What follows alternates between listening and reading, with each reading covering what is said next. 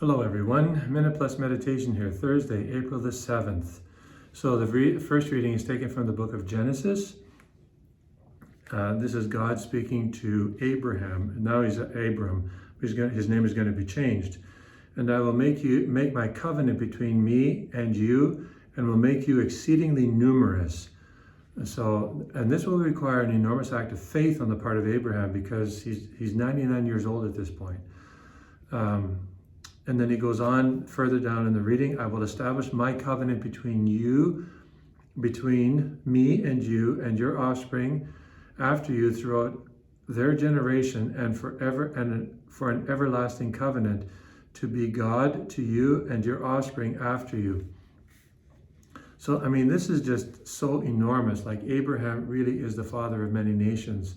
He is the starting point. I mean, think about it. Like, other than Mary, even more so than Abraham, but I mean, everything hinged on Abraham's assent to what God was asking of him.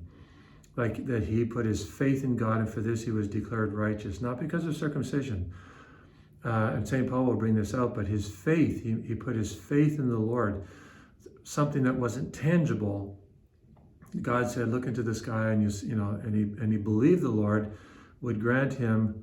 He would be the father of a multitude of nations. He had no visible physical sign in which to believe this, and yet he put his faith in God. Again, talk about an enormous, profound act of faith.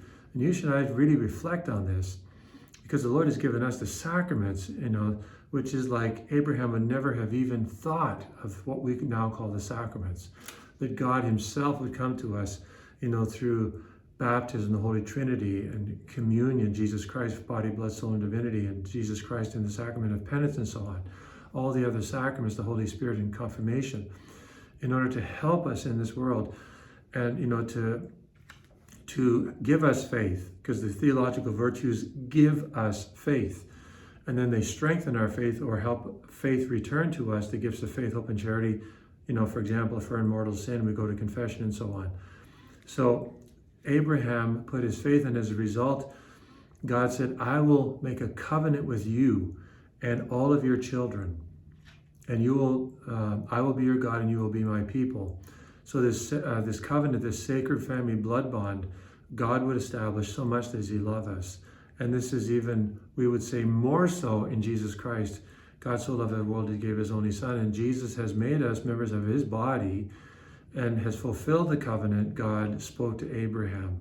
So today, as Catholic Christians, or even if you're not a Christian and you're watching this, think about the profound, almost incomprehensible act of love, manifestation of love that God has shown us in bringing Abraham and all his descendants into his family, and pray that God would help you either become adopted member of that family, or to be faithful if you already are a member of that family.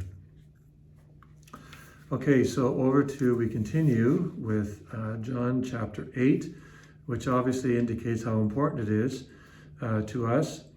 So,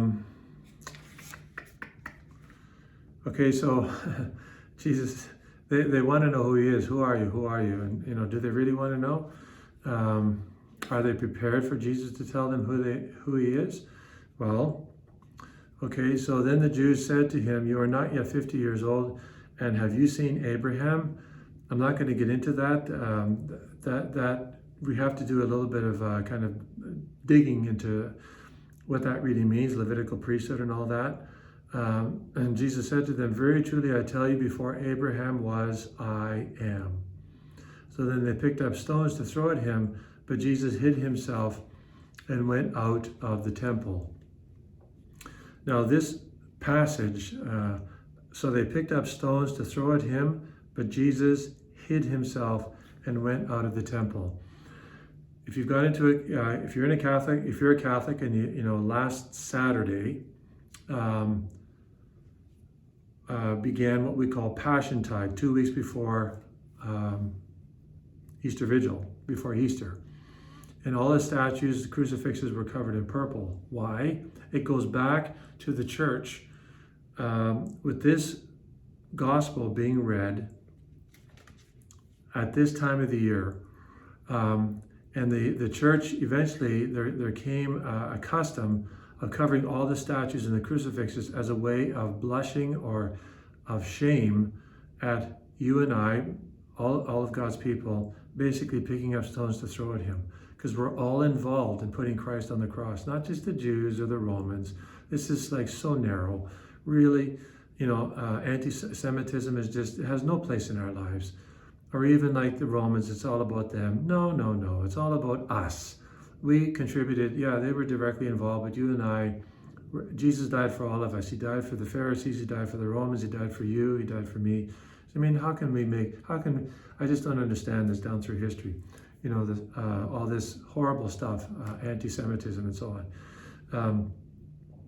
So basically, the church covered the statues and the crucifixes as a way of cultivating, reminding us of the sorrow we should have, because we were there in a way. We were there picking up stones to throw at him because he was proclaiming himself to be the Son of God, and they rejected him. And so often you and I reject him by our mortal sins, by our refusal to come to faith, because we don't want to commit ourselves. And it goes on and on and on and on. So this is why we cover the statues, right? It's and hopefully if you're a Catholic, your statues and your crucifix is covered with purple drapes. And if it's not, then talk to your priest about it. It's never too late. So you and I should really cultivate with this gospel, cultivate a healthy sense of sorrow in our own life, a healthy sense of sorrow and contrition for contributing to the crucifixion of Jesus, but also hearing those words, Father, forgive them for they know not what they do, which we're going to hear in a profound way on Good Friday. It's not that's the bad news part of it, but the good news is, Jesus knew full well what he was doing, and he's come here to rescue us. That's what he's here for. He's on a rescue mission, and presumably you and I want him to rescue us. God bless you.